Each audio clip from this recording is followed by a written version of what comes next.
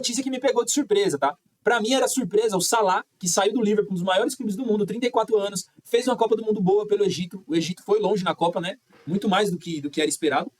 E pra mim, na minha opinião, já era uma surpresa ele estar negociando com o Besiktas na época, por conta do agente de comissão que queria 30%, ele não fechou com o Besiktas da Turquia. Aí eu falei, pô, agora algum clube maior da Europa vai entrar pra tentar levar o Salah, não é possível, né? Algum clube da Série A, italiana ali, talvez um Lyon, quem sabe, na Bundesliga ali um Borussia Dortmund, não sei, não é o perfil de contratação, mas eu esperava algum clube da Europa que ia jogar a Champions League, porém não foi o que aconteceu. O Salah fechou com o Trabzonspor da Turquia, já chegou, já vestiu a camisa, foi recebido com festa, e pra mim foi uma surpresa realmente, o Salah ir pro Campeonato Turco, que fez algumas contratações interessantes para essa temporada. A gente sabe que o Besiktas, o Fenerbahçe e o Galatasaray tem o Osimhen no ataque, que poderia ser o 9 de quase todos os times grandes da Europa, mas é uma opção de carreira dele, se apaixonou pelo Galatasaray, quis ser vendido para lá e ficou lá. Tem outros jogadores que foram para lá também, tá? O Trossard, que fez uma Copa do Mundo muito boa, ganhou a Premier League pelo Arsenal, foi também para o Campeonato Turco, foi para o Besiktas, se eu não me engano. Então, mas o Salah para mim foi fora da curva. Muito se falava de Arábia Saudita, né? A Arábia Saudita para o Salah, que faria sentido, né? Salários muito altos, mas ele preferiu a Turquia. E realmente o Campeonato Turco ele tem seu charme, né? E os torcedores são muito apaixonados, então talvez isso tenha atraído o Salah. A gente vai ter que esperar ele falar em entrevistas aí o que atraiu ele para jogar na Turquia e principalmente por que ele foi atraído para jogar em um clube que não é um dos 3 grandes do país. Tem uma certa força nos últimos 10, 15 anos, ali 10 anos vai no país o Trabzonspor, mas não é um dos grandes que briga ali sempre pelo título. Né? Então, será que foi só questão financeira ou teve alguma outra questão? Mas para mim foi uma surpresa. E a Karine concordando aqui que realmente foi uma surpresa, é o Salah ir para a Turquia. O Arsenal, segundo ali as notícias que tivemos hoje na imprensa, fecha a contratação do jogador por 75 milhões de euros, tá? Abaixo do que eu imaginava. Eu acho que tem bônus no contrato para chegar até 90, que era o que estava sendo estipulado, na minha opinião. E essa contratação do Bruno Guimarães pelo Arsenal é um jogador consolidado no meio-campo ali da Premier League, boas temporadas no Newcastle, capitão, tem todo esse peso. O Newcastle acabou de perder o Tonali também, que era um dos pilares do meio-campo para o Tottenham, 115 milhões de euros. Por isso eu me surpreendi com esse valor da negociação do Bruno Guimarães, tá? Por ser o capitão do time, por toda a importância, eu achei que seria mais alto, mas não foi. 75 milhões eu acho que foi um valor ok que o Arsenal pagou, poderia ter sido mais caro, né? O Newcastle poderia ter vendido melhor, mas deve ter bônus no contrato. E aí minha expectativa, eu acho que ele chega para ser titular, tá? O Declan Rice é titular absoluto. A gente sabe que tem o Zubimendi, tem o Merino. O Odegaard joga mais avançado, então não seria na posição do Odegaard ali. Mas eu acho que o Arteta pediu o Bruno Guimarães para chegar como titular para jogar ao lado do Declan Rice. E acho que para a carreira do Bruno Guimarães ele precisava desse salto. Né? Seria muito positivo ele ir para um time do Big Six ali da Premier League.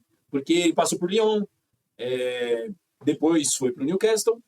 4 temporadas lá, se eu não me engano. Acho que é isso. Capitão do time, mas precisava desse grande salto para brigar por títulos, né? O Newcastle é um projeto que empolgou, mas essa última temporada agora, na anterior, já tinha saído o Isaac por quase 150 milhões de euros, uma loucura que o Liverpool fez, embora seja um jogador muito bom, mas são os valores do mercado hoje, né? Infelizmente.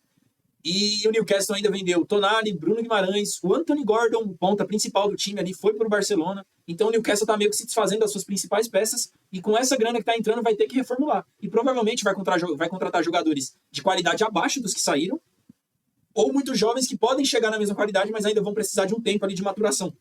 E vamos ver como vai ser. Não vejo o Newcastle contratando grandes nomes do mercado, tirando grandes nomes de outros clubes para trazer para o projeto.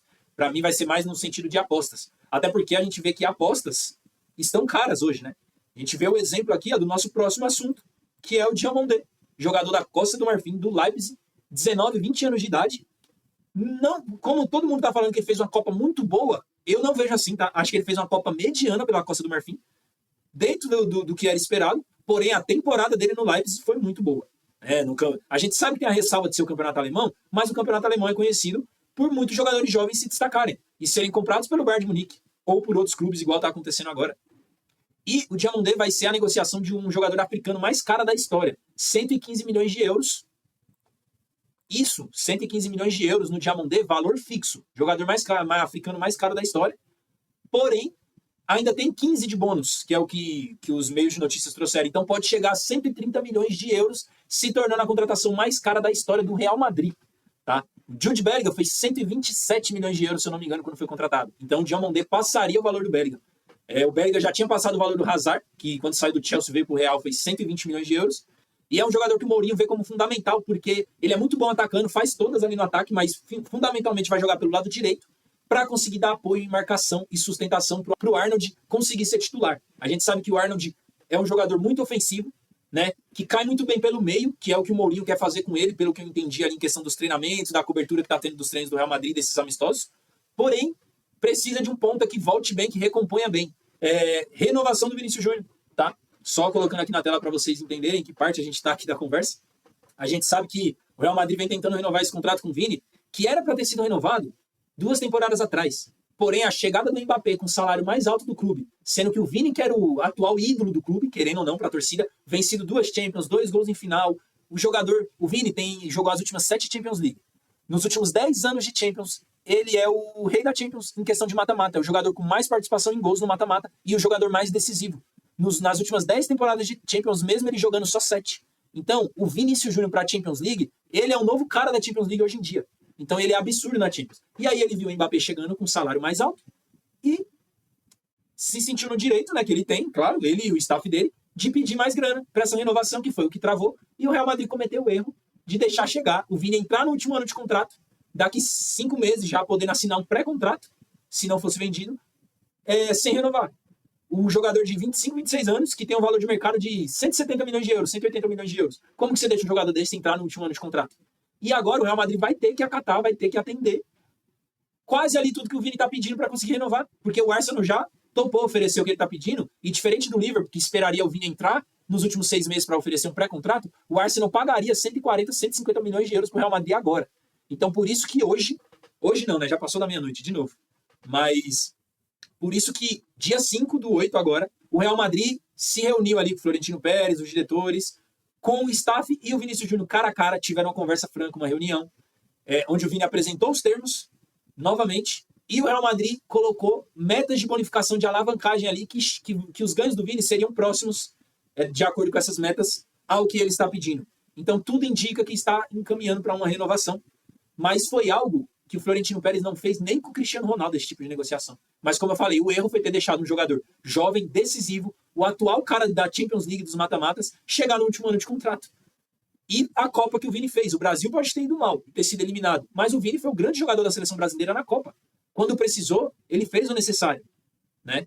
E o Real Madrid ou vai ter que chegar próximo ou fazer o que ele quer agora, ou corre o risco de perder um jogador que é um ativo muito importante para o clube. Não vejo, se o Vini sair, alguém no mercado que o Real Madrid vai conseguir contratar para ter a mesma qualidade que ele ali, entregar o que ele entrega, principalmente no Campeonato Espanhol, na Champions League, por um valor abaixo de 150 milhões. A gente viu o Morgan Rogers ser negociado agora do Aston Villa para o Chelsea por 138 milhões de euros. Pô, que o Vini é um jogador de outra prateleira comparado a ele, na minha opinião. E é isso, basicamente. Então, as conversas, parece que hoje, dia 5/8, andaram, de acordo com as informações da imprensa que a gente tem, de quem cobre o Real Madrid, e tudo se encaminha para uma renovação. E aí, para o Arsenal esfria, né? E o Arsenal, que deixou esfriar também a questão do Barcola, pode perder agora o Barcola para o Liverpool. E aí, talvez tenha que voltar a carga para o Julian Álvares, que não é exatamente a posição que o Arsenal queria, que é um ponto esquerda para suprir a saída do Trossard, e porque o Gabriel Martinelli para o Arteta, eu acho que o Arteta enxerga ele como um jogador bom para elenco, mas não tão confiável para ser titular uma temporada inteira. Tá? Então o Arsenal deve buscar aí uma contratação para a ponta esquerda, porque provavelmente não vai conseguir o Vinícius Júnior.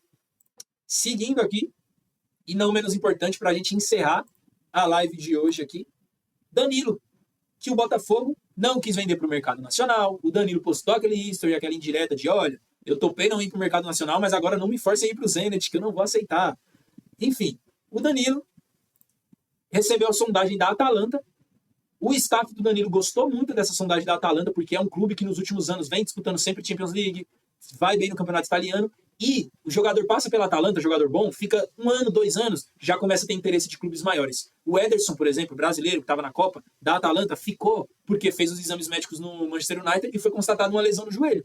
Então ele renovou com a Atalanta e ficou por conta disso, mas é um jogador que teria saído, e já aconteceu com alguns outros jogadores. Tá? Então o staff do Danilo vê talvez, e o Danilo deve ver isso, como uma ponte para ele chegar, jogar 1, 2 temporadas na Atalanta e ir para um time maior da Série A, da Premier League, da Espanha, quem sabe, da Bundesliga, enfim. É um caminho que ele pode traçar para a Europa e o staff vê como positivo. A notícia ruim para o Botafogo é que eles continuam esperando de 35 a 40 milhões de euros para negociar o jogador. E a Copa do Mundo dele, por ele não ter tido muitos minutos, não foi o que o Botafogo esperava, não teve essa valorização toda. O Zenit ofereceu 35, mas ele não quer jogar na Rússia, porque ele quer continuar na seleção brasileira.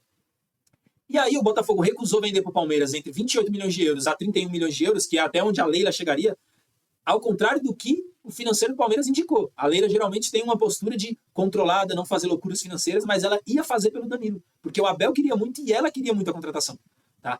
E ela ia fazer essa loucura financeira contrariando até o departamento financeiro do Palmeiras, mas não aconteceu, o Botafogo não quis. E agora se vê no sinuca de bico, porque falou pro jogador, olha, não quero te vender pro mercado nacional. Aí chegou uma proposta de 25 milhões de euros, provavelmente o jogador vai fazer força nos bastidores, se ele gostar do clube ali, da Atalanta, se a proposta realmente chegar, para poder sair. E o Botafogo vai ganhar menos dinheiro, porque não quis vender pro Palmeiras. Que pro Danilo, eu acredito que para se manter na seleção brasileira, seria melhor ele estar no Palmeiras brigando por todos os títulos que ele brigaria, sendo titular, porque é um jogador que tomaria conta ali da volância do time, que é o que o Palmeiras precisa, desde que ele saiu, né? Ele ia repor a saída dele mesmo no time do Palmeiras. Mas o Botafogo não quis vender e agora provavelmente tem que aceitar um valor menor para conseguir vender o Danilo, deixar o jogador satisfeito, todo mundo ficar satisfeito, e o Botafogo não vai conseguir pôr esse dinheiro em outra contratação.